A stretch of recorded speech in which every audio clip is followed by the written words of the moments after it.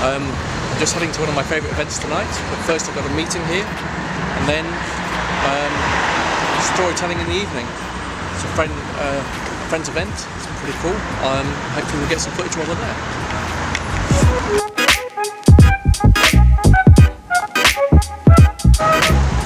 Okay, meeting done. It's productive. Got some ideas for some new stuff. Time to head to the Camden Head and see what tonight's storytelling is like. Sorry it's so dark.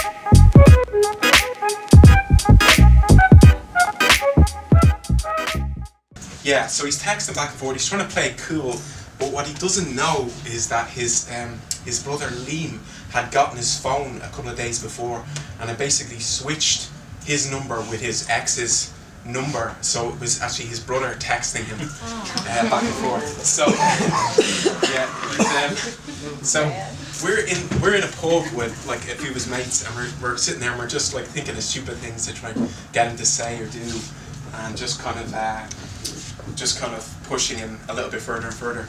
And you can tell he's trying to play cool, but he's really into this girl, so we're kind of trying to play him up a little bit. So it's getting a bit sexy, it's getting a bit flirty, and he said something like, what was it? He said, oh, I'm off to bed now, do you want to give me something to dream about?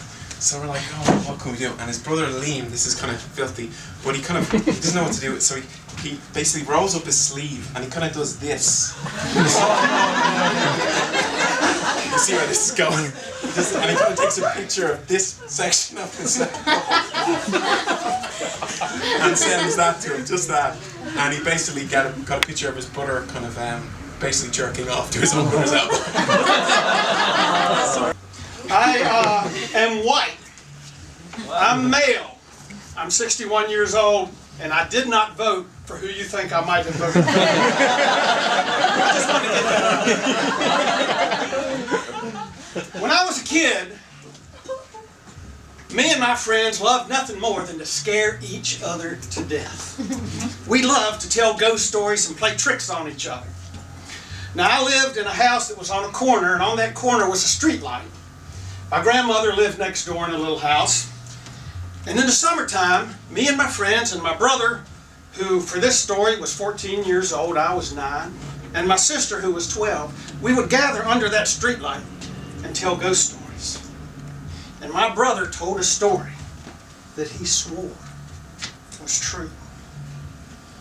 In search for young human blood. And because she was searching for blood and because her name was Mary, they called her Bloody Mary. Now, my brother wasn't always known for telling the truth. He had fooled me a few times, and so I turned to my sister and I said, is it true? Is that story true? And she said, oh yeah, that's true. And she said, not only that, Alan, but you can summon Bloody Mary. My brother said that she was pale, pasty white because she was drained of blood. But she did have a little bit of blood trickling down her mouth where she had found some blood maybe recently. I got pretty interested in that, and I thought maybe we could conjure Bloody Mary. And my brother said, you know, the best way to conjure her up, you had to find somebody that was young and innocent. And the younger and the more innocent, the more likely she was to appear. I was young. I was innocent. And I said, maybe we could try to conjure Bloody Mary.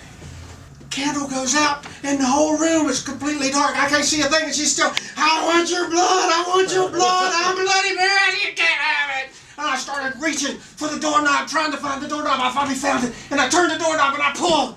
It it wouldn't open. I pulled it. I pulled one more time, and me and Bloody Mary, we fell backwards because the door came flying open. And we fell into the bathtub. Bloody Mary hit her head on the soap dish and she started crying.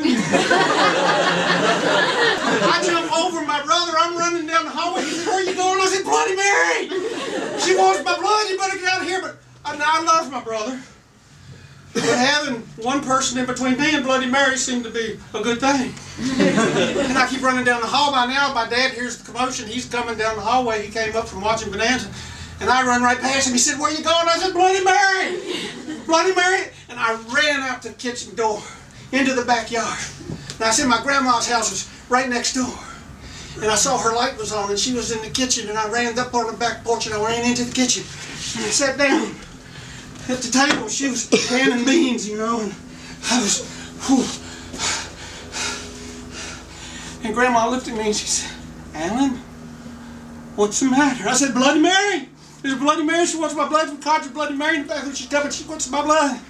And I tell you about my great aunt Hannah, who picked up a hitchhiker one day in the 1950s, driving from, I can't remember, like Durban to Pretoria or something like that, and he asked a young Greek man, and he asked to be dropped off at the State Assembly, and so she dropped him off at the State Assembly, and then drove home, turned on the radio a few hours later, and discovered that the Prime Minister of South Africa had been assassinated by a Greek hitchhiker. But all's well that ends well, because he was Henrik Vervoet, who was the architect of apartheid, so fuck him. Or my great uncle, distant great uncle, who was a urologist, and do you know this? Removed Robert Mugabe's penis. Who knew that? He doesn't have a penis. Back in the early 80s, and he was at the time a family hero, but we didn't know that saving Mugabe's life would be such a terrible idea. He's been doing to Zimbabwe what he hasn't done to his wife for 37 fucking years. Samuel, by the way, Samuel had this sort of bald head, flowing locks, grey locks, and a grey beard, and a beatific smile, and big smiling eyes, and a big sort of aura around him. And I know this because there was a portrait of him in my house when I grew up. And how was there a portrait? Because he was painted by a blind English woman that lived in a caravan in Soweto in the 1950s and 60s. It was something extraordinarily odd. And I thought he was a member of the family, which in a funny kind of way I guess he was. Let's jump ahead. So now you got a rough idea of what happens at Natural Born Storytellers. I've included a few clips from some of the stories, but there were so many on the night that were absolutely brilliant, but people asked me not to include them in this video. I'll put a link in the description below to the website. If you're in Camden, do check them out. They're absolutely brilliant. Thank you for watching.